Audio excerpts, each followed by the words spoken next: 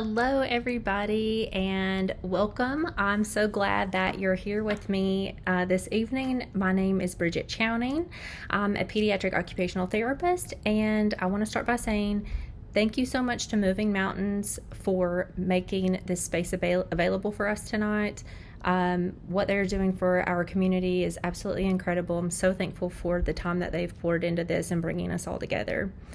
Before we jump in, one quick framing note. Everything tonight here is general education from an OT lens.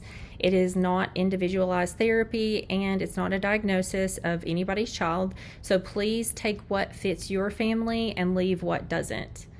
We'll have time at the end for questions, and I would really love to use that time. I really want to hear from everybody who's taken the time to show up tonight. I know that your time is valuable, and I really appreciate it. I hope that we all walk away from this with some great friendships, and some knowledge that we can use immediately after this presentation ends.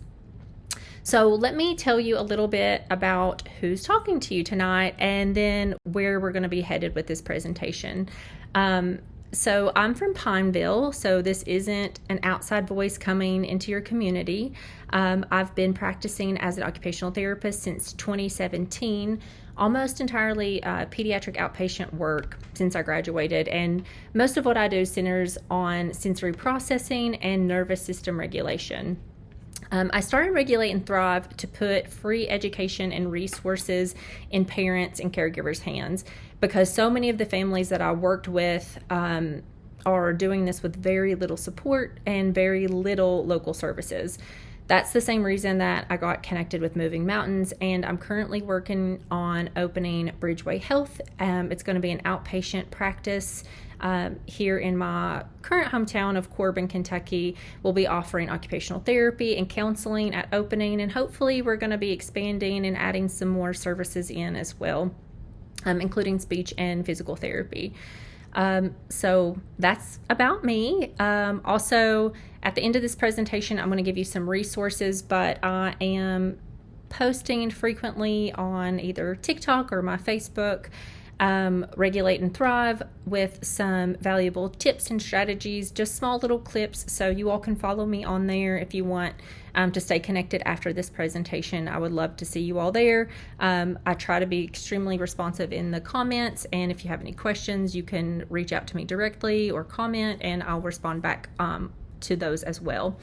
So here is where we're headed with this presentation tonight. We'll start with regulation because everything else sits on top of that.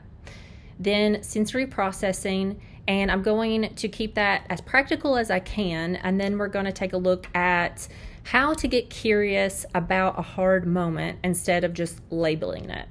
And the whole second half is going to be about what you can actually try at home. So my hope with this is that you can leave tonight with 2 or 3 specific things to test out this week, not just like a big pile of information to have and sort through later. So let's start with the shift that everything else tonight is built on. And that's going to be behavior is communication. You will hear me say this time and time again. When something is hard, and something hard is happening with our kids, especially when it's happening over and over and over again, the question that comes out of our mouth is usually some version of, how do I stop this? And that question comes from a good place. If your child is screaming in the grocery store, hitting their siblings, refusing to get dressed, or falling apart before school, of course you want it to stop. I want it to stop too. That's just the natural response. But if we only focus on stopping what we can see, then we can miss the information underneath it. So the shift I want us to make tonight is toward a different set of questions. What may be contributing to this? What might my child be communicating? Is there support that's missing? Any supports that are missing? What happened right before? And this one matters more than people expect. What helped? Because the behavior is the part we can see.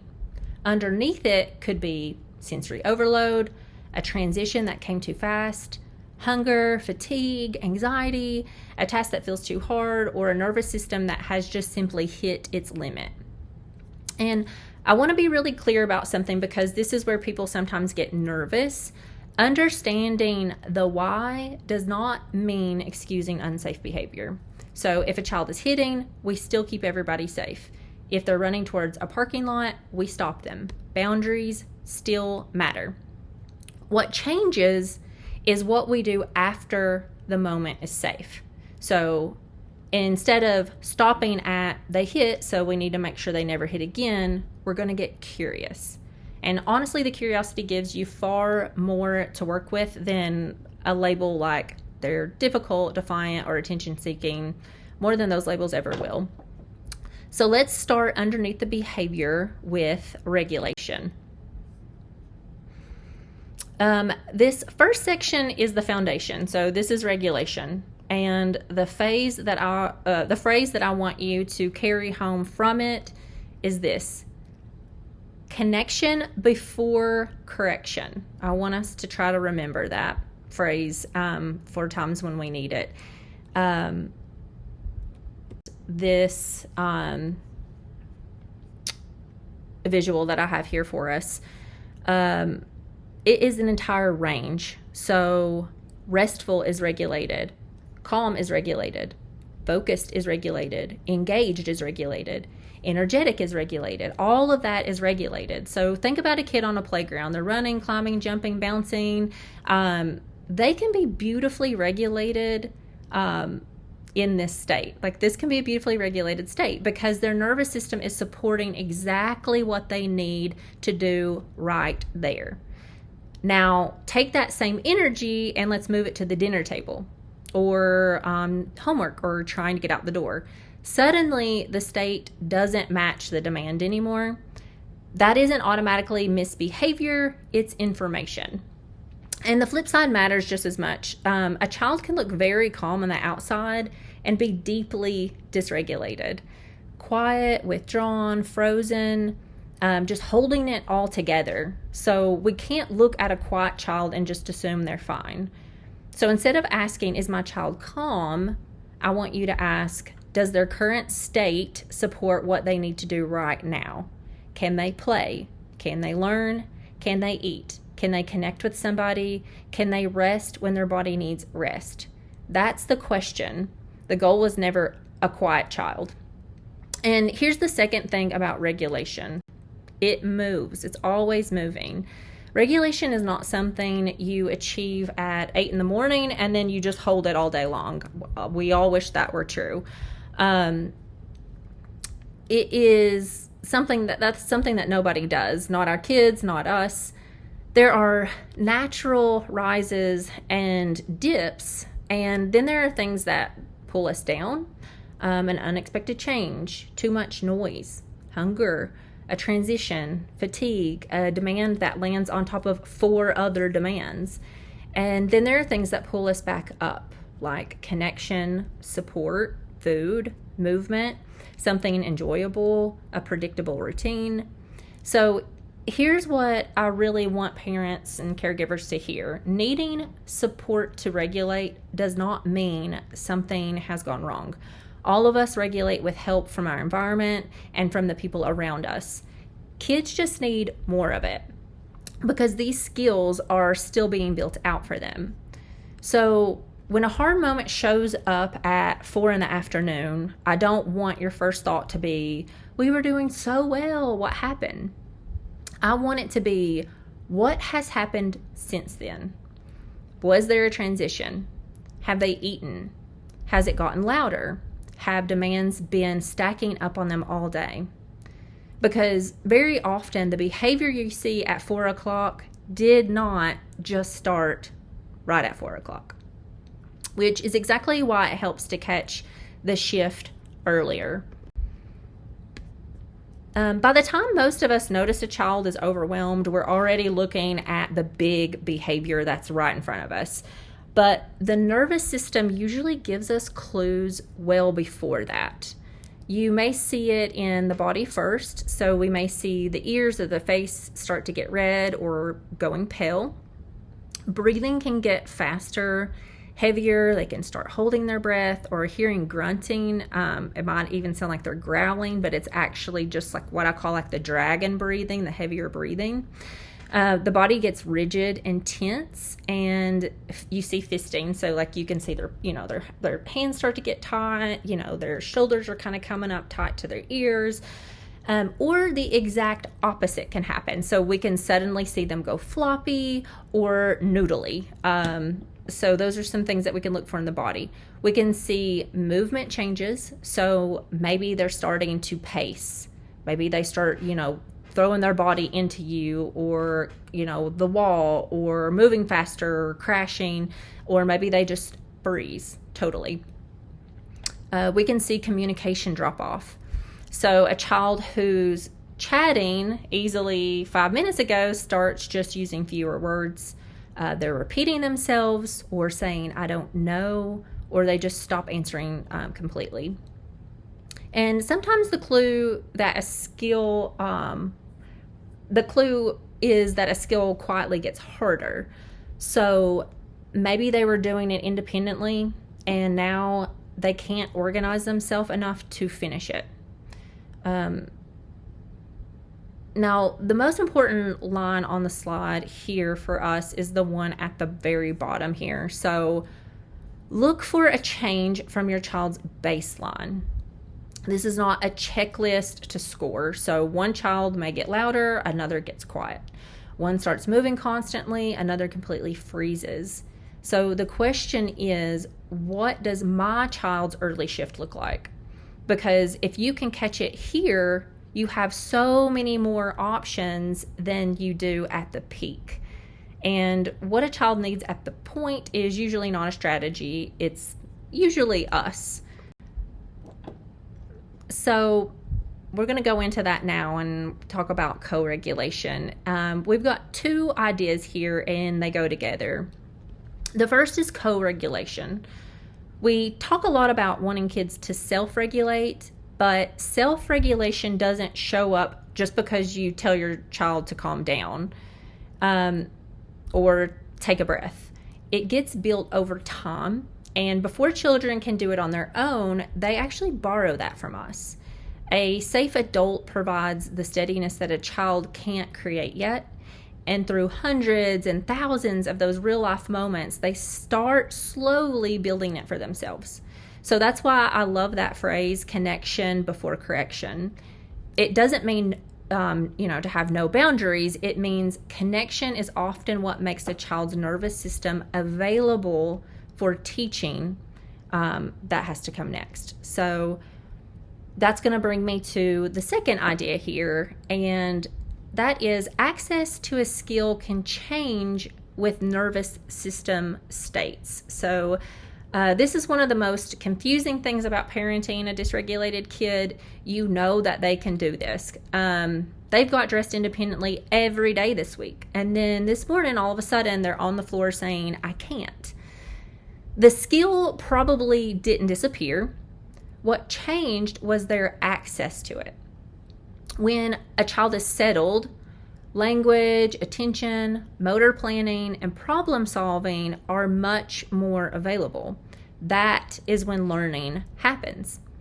When they're overwhelmed, all of that gets harder to reach. That kind of goes offline. So the question isn't only do they know how, it's do they have access to it right now? And if they don't, that is not the moment for a long explanation.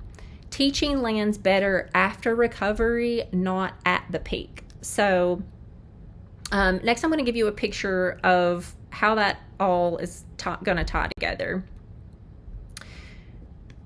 This pulls all of it together. We're looking at this like a pyramid, and it's going to help explain a lot of the frustration that families feel. So think about everything a child does as sitting in layers. At the bottom layer is our foundation. Just like building in a house, we need a strong foundation. Food, water, sleep, toileting, whether something hurts, whether they feel physically safe, how their sensory system is handling the room, whether their nervous system is steady, how aware they are of their own body, and whether they can hold themselves up. In the middle are the connectors. So we have attention, engagement, communication, motor planning, figuring out how to make your body do the right thing, emotional regulation. And then at the top is what we usually ask about. So that's handwriting, classroom participation, classroom learning, problem solving, getting organized, playing with other kids. I want to be careful about how I say this next part. I'm not telling you that a dysregulated child can't do higher level things. Kids do hard things while dysregulated all of the time. But what I'm saying and what's important is to understand that the dysregulation can make those higher level skills much harder to access. So we have to be mindful of that. Handwriting is my favorite example. So it's my favorite example because a lot of people don't realize how much is stacked underneath that. So we're looking at that from the top. So we're going to take a look at, what lies under that. So to write one sentence, a child needs postural control to hold themselves up, visual processing, attention, motor planning, fine motor control, memory for what they were going to say, and enough frustration tolerance to keep going when it comes out messy. So a child can absolutely know how to write and still have all of that fall apart when their nervous system is overwhelmed. So here's the line that I want you to keep. Sometimes we're trying to work at the top of the pyramid when the child's nervous system is asking for support at the bottom. And a big piece of that bottom layer is sensory processing. So that's where we're going to move on to next. So now we're at sensory processing, and the sentence I want you holding the whole way through this section is sensory responses are patterns, not permanent labels. So most of us learn about the five senses. So the body actually gathers information through 8. Sight, sound, touch, taste, and smell. You already know those. We all learned those early on. So I'm going to move through those quickly. I'm going to focus here at these bottom 3. I want your attention on these because they're the least familiar and honestly the most useful. So our first one here is movement, and that is the vestibular system. So this is telling our body where I am in space. Am I upright? Am I moving? This one is a big reason that movement has such a strong effect on regulation. Next, we have body position, and that is called proprioception. So this is information coming from the muscles and joints that tell us where our body is and how much force we're using. This is why some kids hug too hard or press too hard with a pencil, slam doors, or just bump into everything. That is often not intent. And then we have the 8th one, which are our body signals, and this is called interoception. What's happening inside the body? Hunger, thirst, needing to go to the bathroom, temperature, fatigue. Now, here's what I don't want. I don't want anybody leaving tonight to memorize 8 sensory systems. What I want is this. A child can process each of these very differently.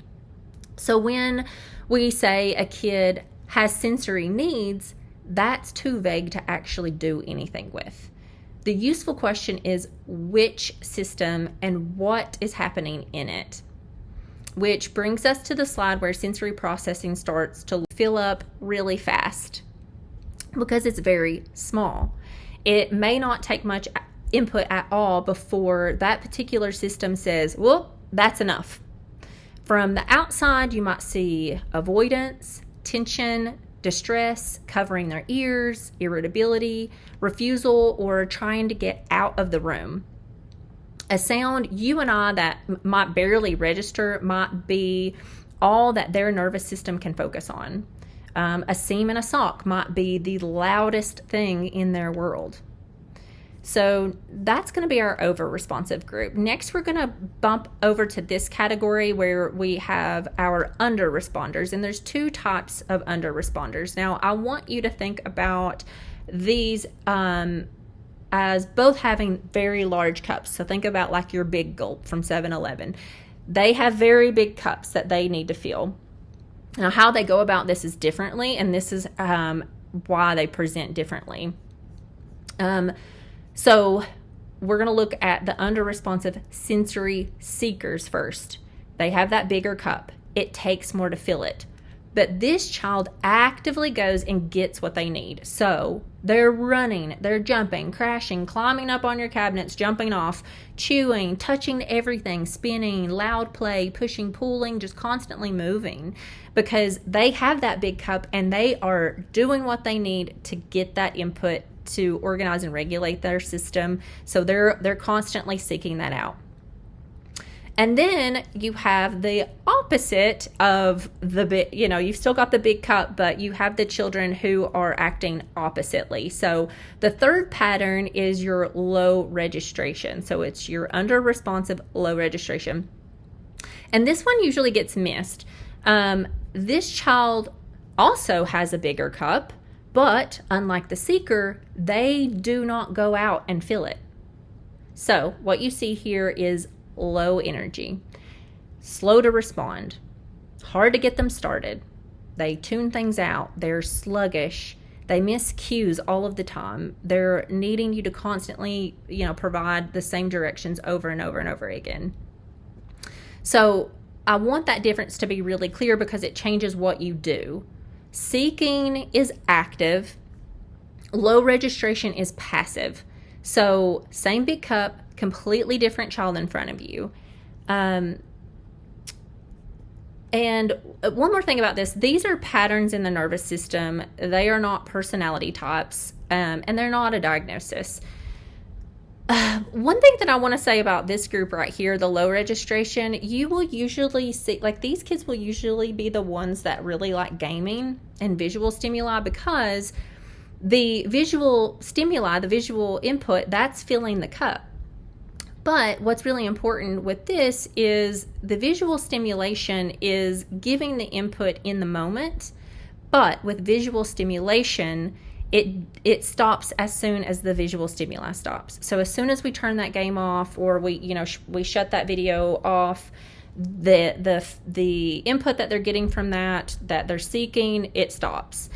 Which is why we usually want to incorporate either the proprioceptive or the vestibular input to help fill those cups, because those types of input actually last beyond the actual moment of the input.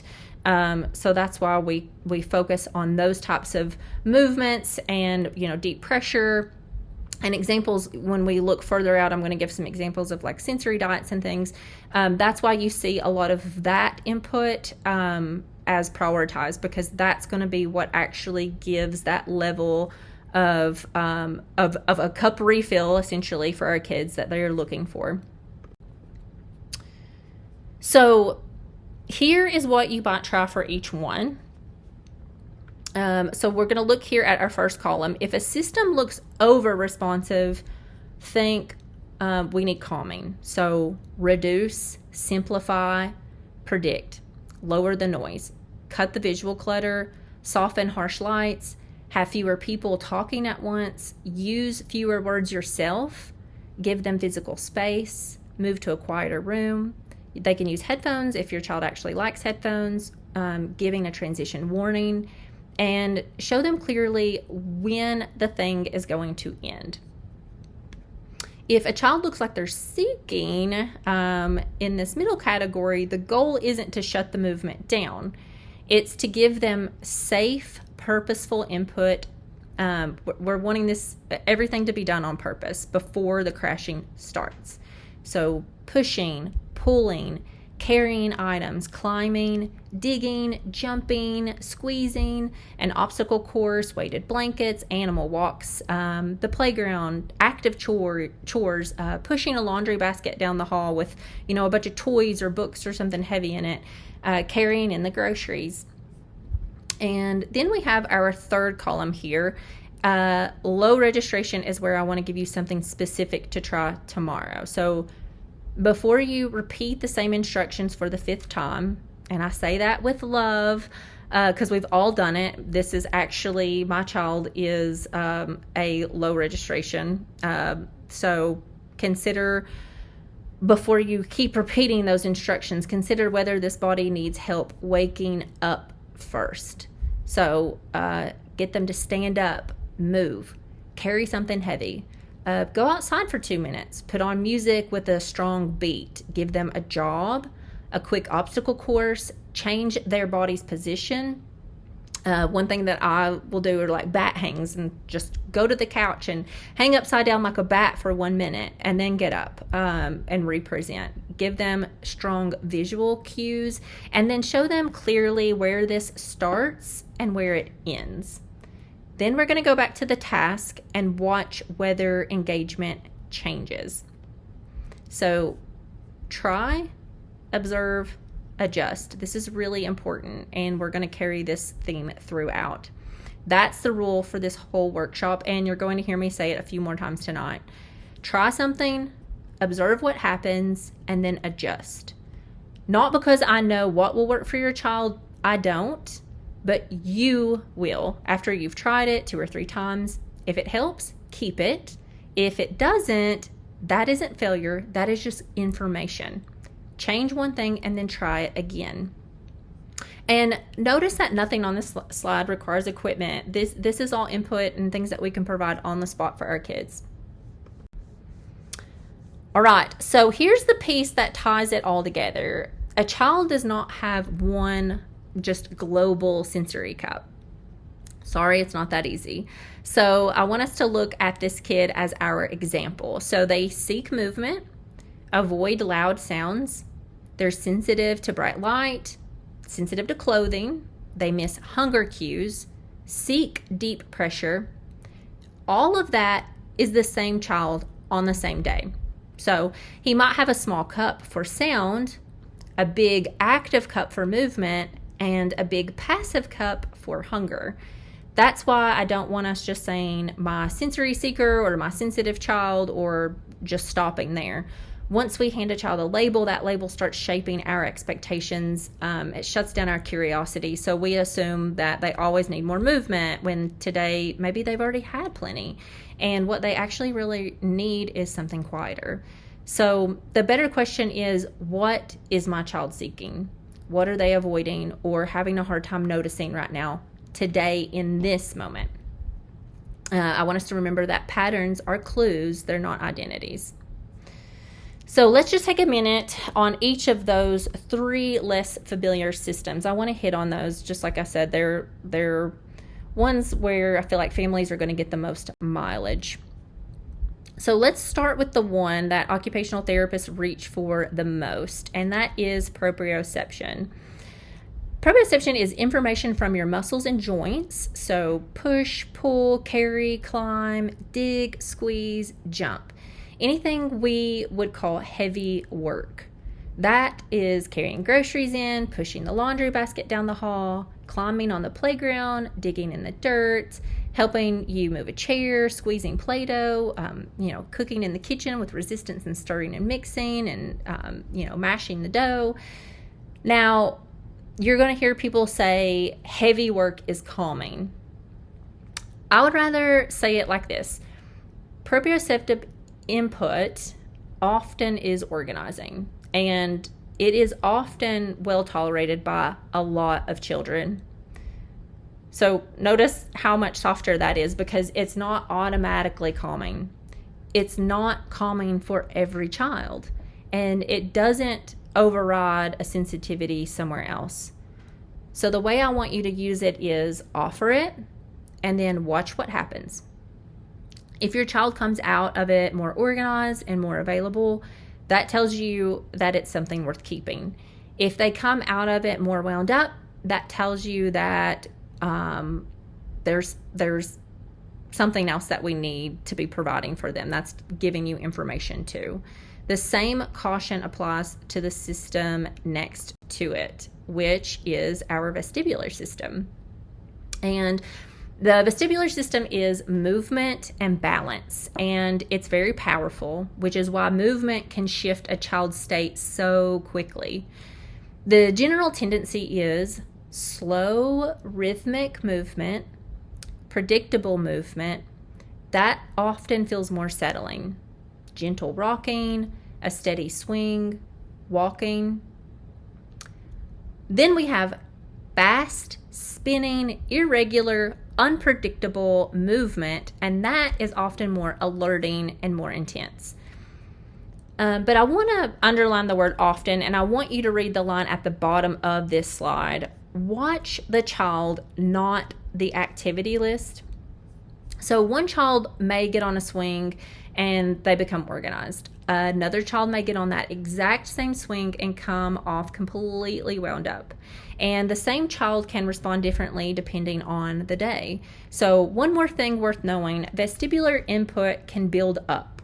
Sometimes a child may look completely fine during the input, and then you see the effect 20 minutes later. So like I had said, with vestibular and proprioceptive input, the input that they're receiving, it doesn't stop as soon as the activity stops. Those levels of input, they stay with the system after they stop. And then there's the one that most people have never heard of. And this one is interoception, and it's noticing the signals from inside the body. So hunger, thirst, needing the bathroom, temperature, fatigue, heartbeat, breathing, and then early physical cues that go along with big feelings. For some kids, those signals don't register clearly until they're very strong. So they don't notice, I'm getting hungry. They notice it at starving, shaking, completely falling apart. They're hangry. They don't notice the early bathroom signal. They notice urgent, like I have to go right now or I just went. They can't tell you I'm getting tired, so instead you get louder, sillier, more emotional, or just a complete collapse. Here's the line I want you to hold onto with this. A child can't respond to a body signal that they haven't noticed yet, which actually gives us something to teach here. We can narrate it for them. This is really important. So we can let them know, hey, your tummy, it feels empty. You are feeling hungry. Your mouth is dry. You need a drink. Your body is starting to slow down. You're feeling tired. We need to rest. We need to recharge. Your hands feel tight. We're helping them build that connection between what's happening inside and then what they actually might need. Now I have to complicate everything that I just taught you, and I'm doing this on purpose here. This next part is the one that I want most of you to take home. Look before you label. So once we learn about sensory processing, it gets very tempting to look at every hard behavior and think, that must be sensory. And sometimes it absolutely is part of it, but it is rarely the whole story. Same behavior in the middle, and we have different roads that have led to it. So maybe it's sensory, maybe something hurts, or they're getting sick. Maybe they're trying to communicate something and don't have an effective way to be understood. Maybe the task in front of them is genuinely too hard right now. Maybe it's fear or anxiety about what's coming. Maybe nothing today has been predictable. Maybe they've had zero control over anything since they woke up. And more than one can be true at the same time. That's the complicated part. A kid can be tired and in a loud room and then handed a hard demand. That's 3 roads, not one. So this is why we work with teams, and it's a team sport. It takes more than one person. As an OT, I'm looking closely at sensory processing, regulation, the demands of the task, and participation. A speech therapist, on the other hand, may see a communication barrier that I would miss. A behavioral provider is looking carefully at the patterns around the moment. A physician may find pain or a sleep issue or something going on in the gut. And the most important one is you. You bring more information than any of us because you see your child across the whole day and in every setting. So sensory is one possible contributor. It is not the explanation for everything. So how do we actually stay curious in real time? I've got 5 questions to guide us with this. These are our tools that we're going to utilize. 5 questions. First, just going to take some pressure off here. You do not have to use this in the middle of the meltdown. That's not when we're using this. Most parents find it easy to think through it later in the night or the next day once everyone has recovered. All right, so question 1, what happened before? So look at the lead up, not just the moment that we fell apart. Was there a transition, a demand, a loud room, a change in the routine? Were they already hungry or tired? Did something happen 20 minutes earlier that started this slide? Next, question 2. What did my child actually do? And describe it like a camera would. This is really important. We're not just going to say, he was being dramatic or she was manipulating me. Just like a camera. He cried, dropped to the floor, covered his ears, tried to leave the room. That sounds like a small thing, but it isn't. The camera version keeps you open long enough to actually see the whole picture. Question 3. What might have contributed? So notice the word may.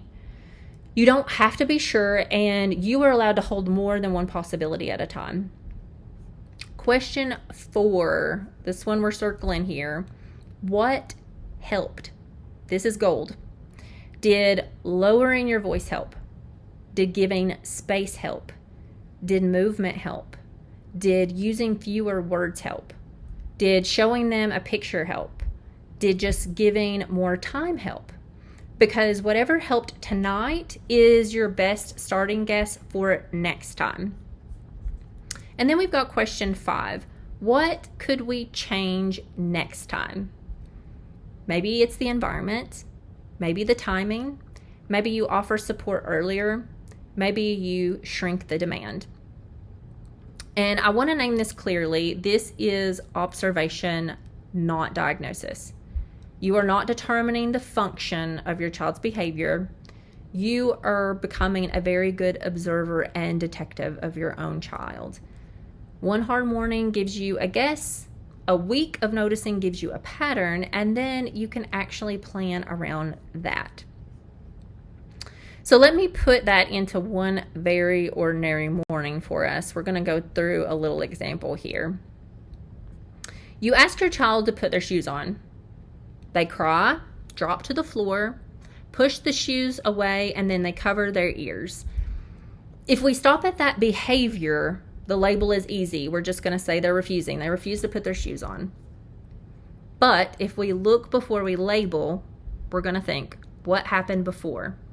All right. They were watching a favorite show and we said, time to go. We're already running late and the whole house is feeling rushed. And we're heading somewhere loud and unfamiliar. What did they actually do? They cried, dropped to the floor, pushed the shoes away, covered their ears, and that last one is a clue worth holding on to. So this is that camera perspective that we were talking about. Next, what helped? You slowed down, you used fewer words, you gave them a minute, and then the shoes went on without much fuss. That tells you something big. If the shoes had really been the problem and we were refusing the shoes, then calming down probably wouldn't have solved them. So the shoes may not be about the shoes. And next time, change isn't going to be different shoes. It's going to be more time, a heads up before the show ends, and a preview of where we're going. All right, so we've spent a lot of time on why, so let's spend the rest of our time on what we can do. This is going to be the practical half, and the rule for all of it is a strategy helps only if it helps this child. So remember, everything's specific for your kiddo. There are 1,000 lists online of things that are supposed to be calming, and they contradict each other because most of them organize supports by what they are instead of what they are for. So we're going to look at it a little differently tonight. Before you pick a strategy, name what you want it to do.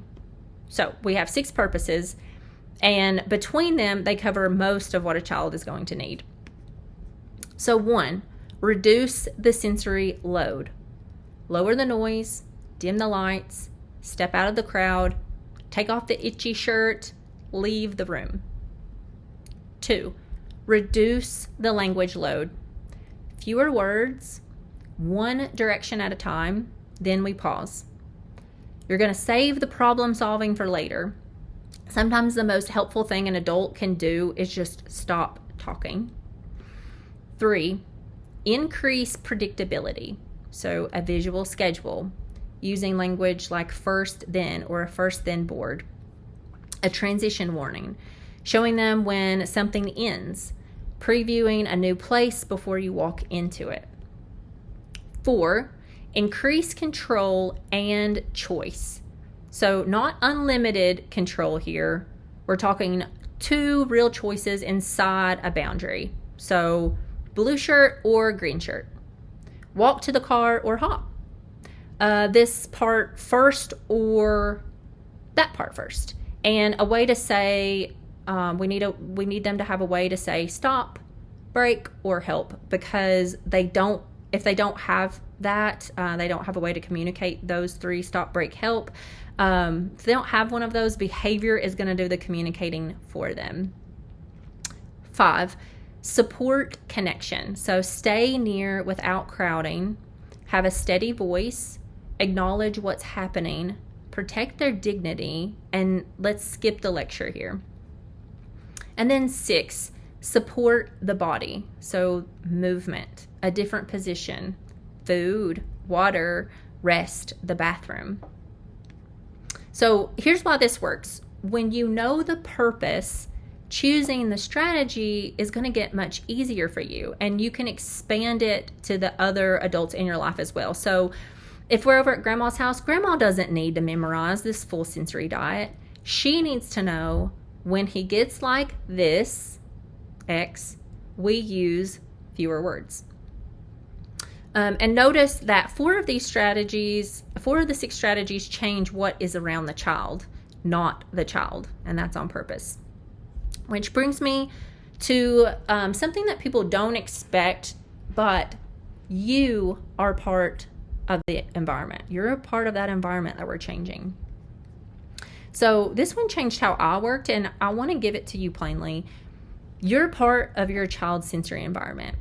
Your voice, your movement, how much you're talking, how close you're standing, all of that is sensory information that your child's nervous system is processing right alongside the noise and the lights.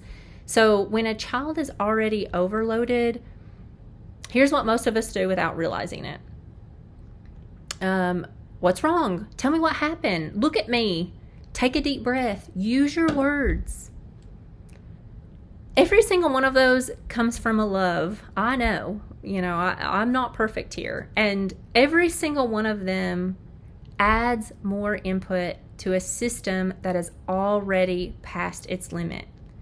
We're asking a child to process 5 separate things and produce language at the exact moment that language is hardest to reach. So now we're going to compare that with the opposite here. We're going to say things like, I'm here. You're safe. Let's go somewhere quieter. Same parent, same care, a fraction of the load.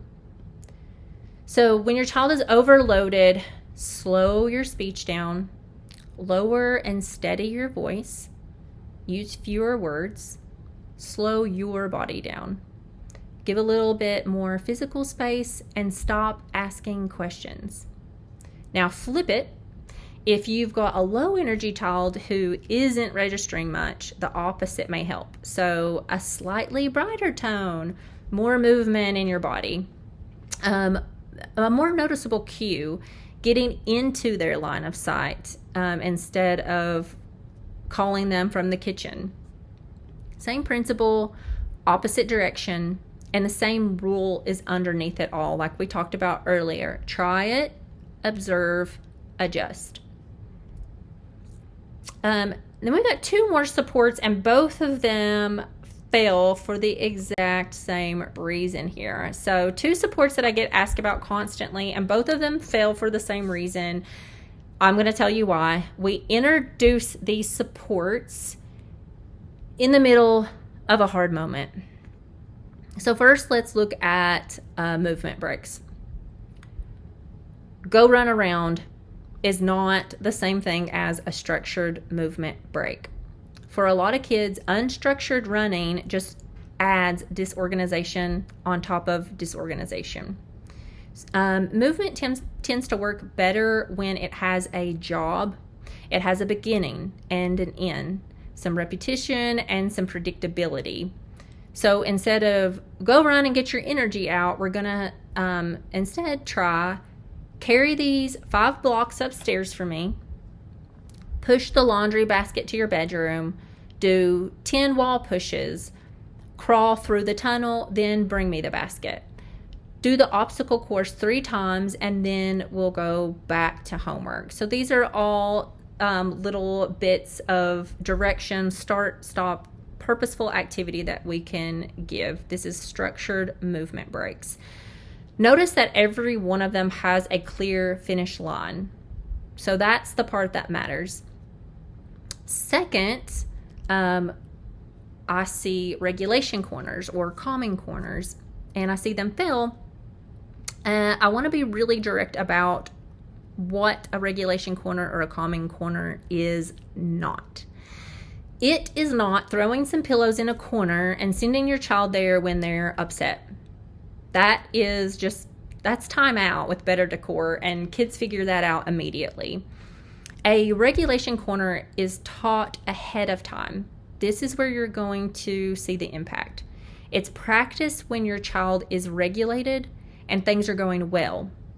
It has a visual so they know what's in there. It has a clear purpose, and it's never just sit there until you calm down. What goes in it depends entirely on your child. So this can look differently depending on the needs that your child has. So some examples could be headphones. We could have a pillow, a comfy blanket, a weighted blanket, a book, a fidget, a chew option if that's appropriate for them, a simple choice board, lower light.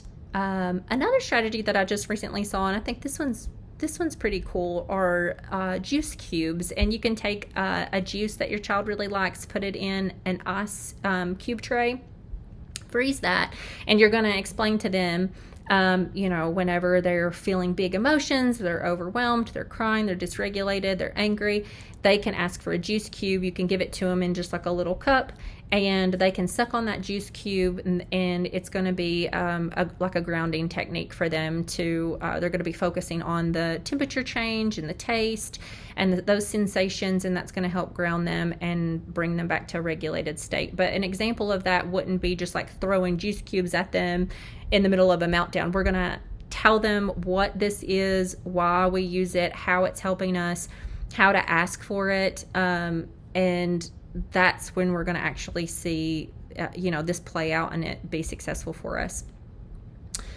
So now we're going to move on to a physical way of regulation, and this is one I get a lot of requests for. It's a sensory diet, and I feel like first I need to cover sensory diet, because when you hear that word, like, that's an unfortunate term because it has nothing to do with food. A sensory diet is just a planned menu of sensory and regulating support that helps a child across the day. So it's there to help their bodies become more alert or more settled or stay in that state that supports what they're doing. That's it. So it's just a planned menu. I have created I've just gotten some file folders, and I use a color system. So I have red, green, and blue. And I color coded them deliberately just because it helps it just be more simple for the kids to be able to use them independently when they need them. It kind of goes with the zones of regulation too, if you've ever heard about that. But blue means your body's feeling slow. So the goal with a slow body, if you're feeling tired, sluggish, slow, maybe sick or sad, the goal is to help them get more alert and more energized. Inside the blue folder, you can have little, pictures on Velcro dots. That's what I did, of different activities that are going to be alerting activities for your child. Next, we're going to have a green folder, which means your body feels just right. So the goal is to keep it there. That's where we want to be. We want to stay in green. Then we have red, which means my body feels really fast. Everything is feeling like too much, and I'm starting to feel overwhelmed or angry or upset. The goal here is to help them settle and to get organized.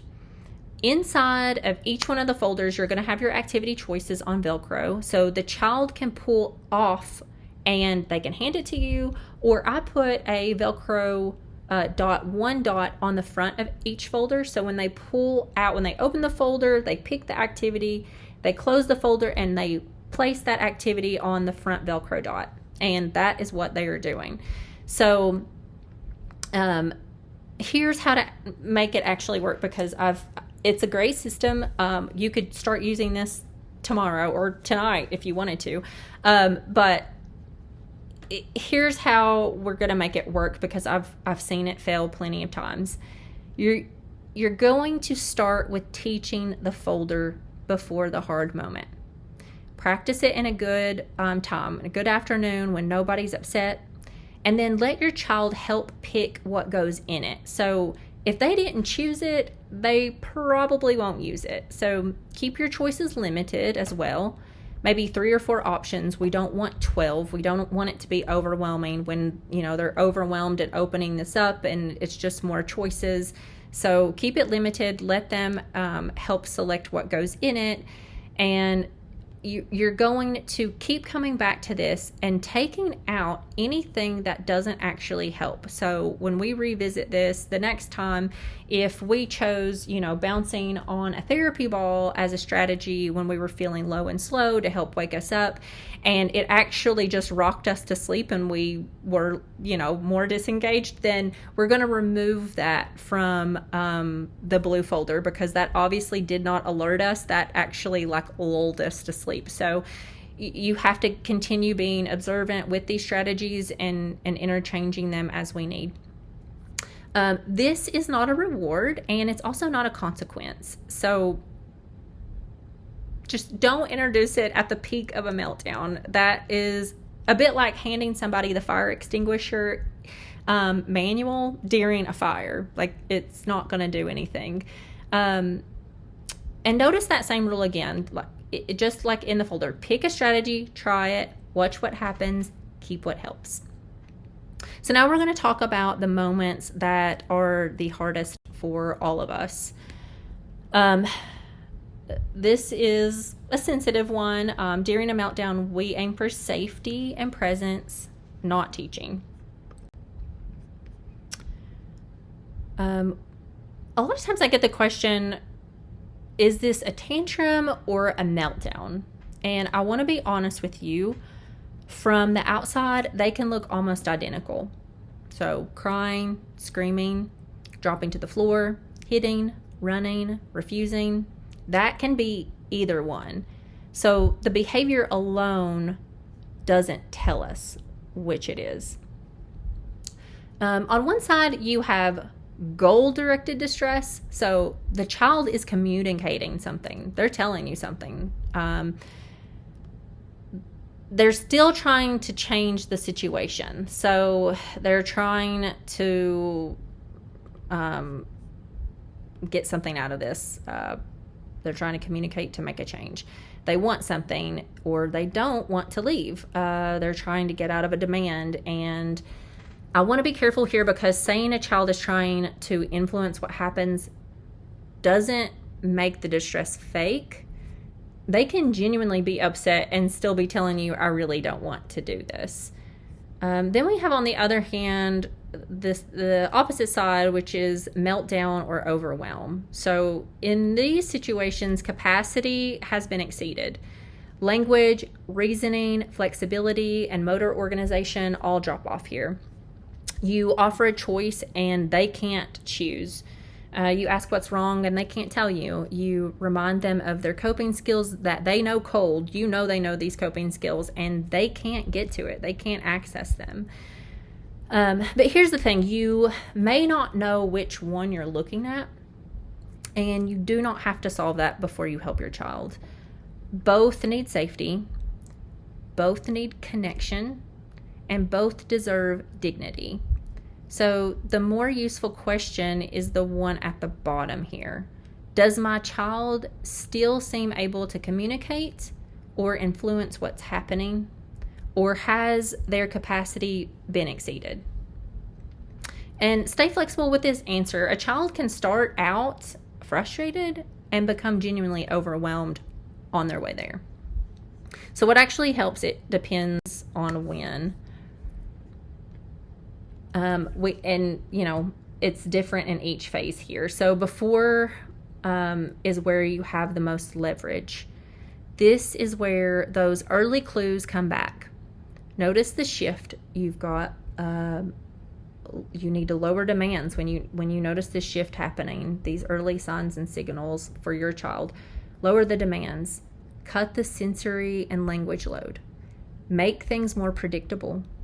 Add checks to the basics, add like checks and visuals, and then we're going to look at the basics. We're going to look at food, water, bathroom, rest. An enormous number of hard evenings can get prevented at 4 o'clock with a snack. Okay, so then we're going to look at during. So in this phase is where most of us want to take charge, and I am going to take the pressure off of you for this one. If your child is overwhelmed, you are not failing because you're not teaching.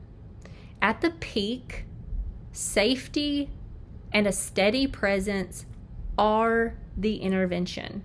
Okay, so I know that pressure, and societal pressures, and people are looking at you, or you've got your mother-in-law who has an expectation and your child's acting a certain way, and you just you're overwhelmed and you're reactively responding to the situation. You're feeling like you need to tell them, you don't act like that, or you don't say that, and they're in a meltdown. So I'm removing that pressure, and I'm telling you, you want safety and a steady presence. That's your priority. That is the intervention in that moment. We don't stop there, but in that moment, that is our intervention. We're going to have fewer words, fewer demands, reduce whatever sensory input that you can in the moment, dim the lights, lower the noise, clear the room if you can. You want to give space when space is available. Protect their dignity, especially if we're in public. And don't require eye contact or explanations in this moment. This is not a moment for tell me why you did that, or look at me when I'm talking to you.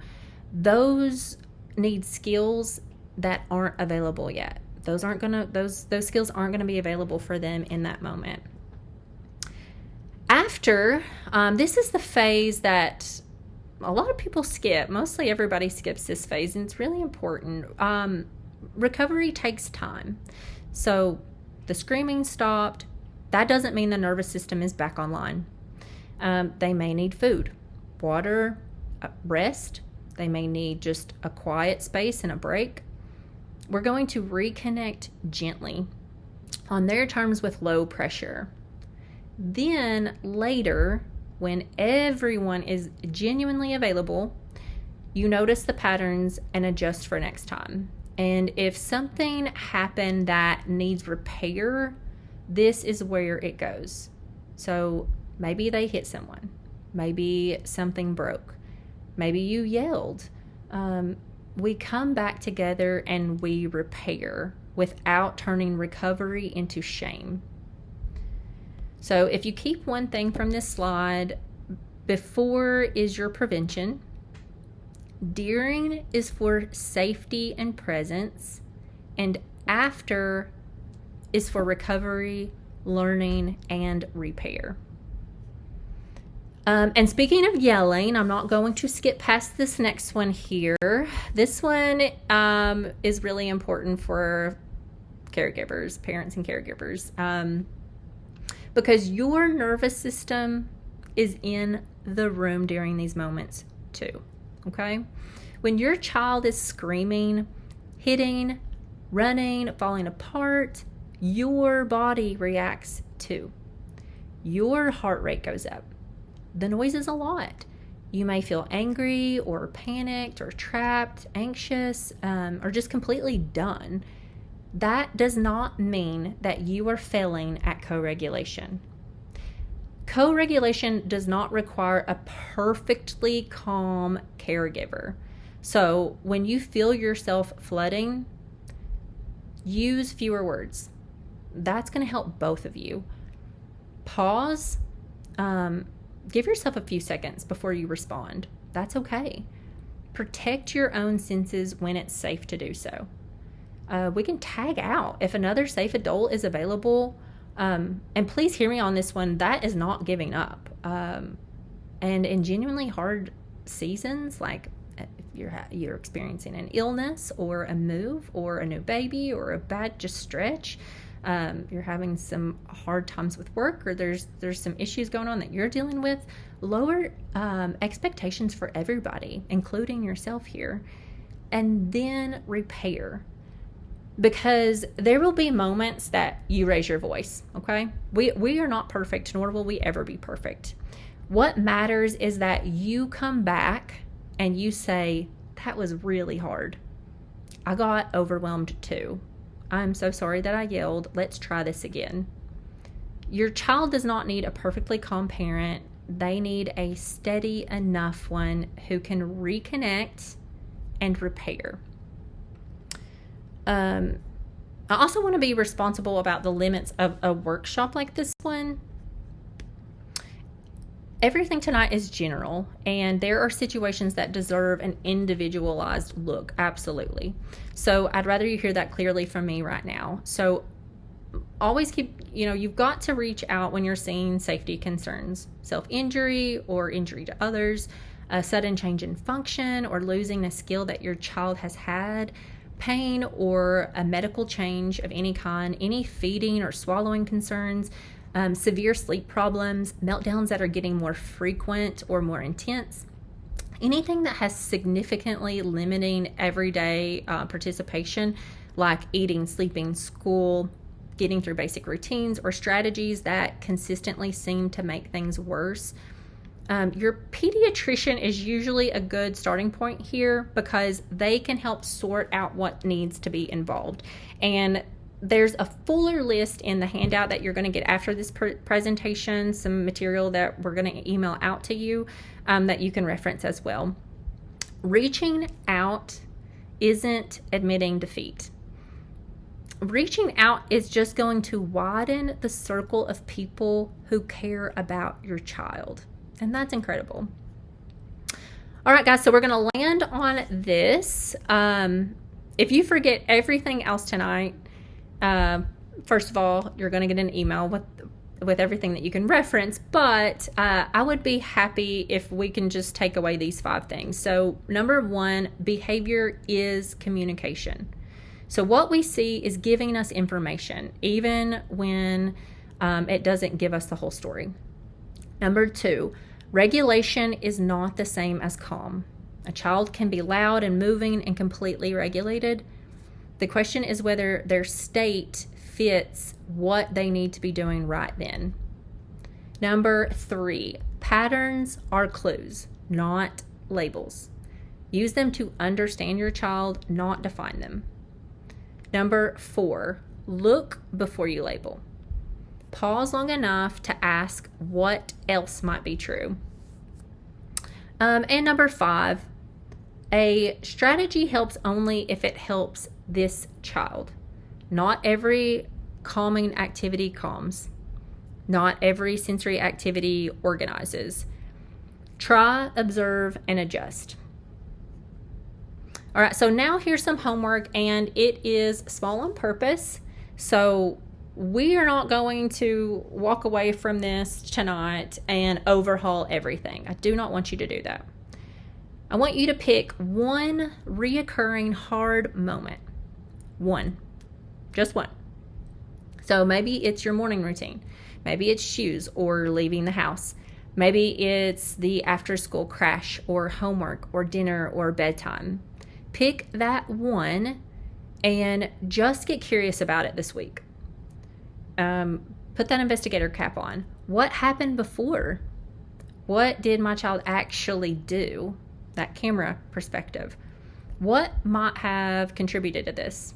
What helped? That's our big one, our gold one. What could we change next time? One situation, one pattern, one thoughtful change. That's it. That's enough. And honestly, sometimes just changing the question from how do I stop this to what might be happening here changes the whole way that the evening goes.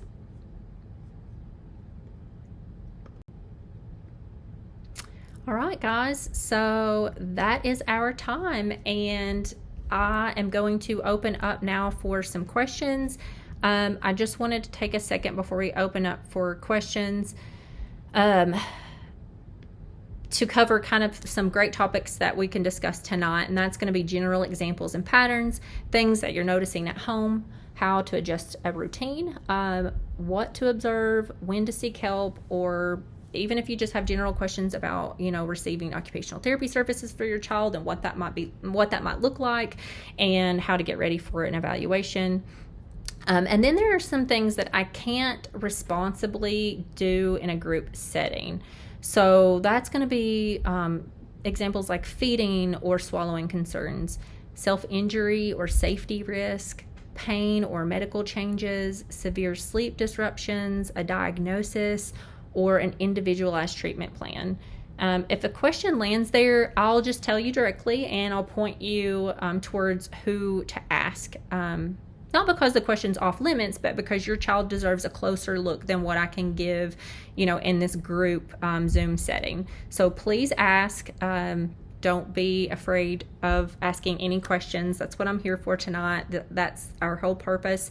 And please feel free to jump in as well. If you are a provider or a parent that you may have an answer to a question that somebody has, this isn't, a one-way street here. I want everybody to feel open to communicate and to share resources or strategies or tips that have worked for you and your family. That's what this is here for. So I'm going to open up the floor now for anybody to ask any questions that they may have.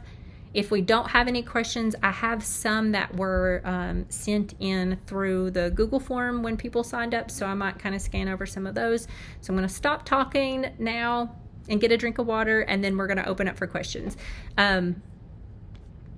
I am also going to send out an email, or it'll probably actually come from Moving Mountains. I'll have Morgan send out all of the attachments from tonight's presentation, as well as a PDF that I created with some resources for us to use. And like I said, you all can follow along with me on Regulate and Thrive for more resources as I post, comment on that, communicate with me.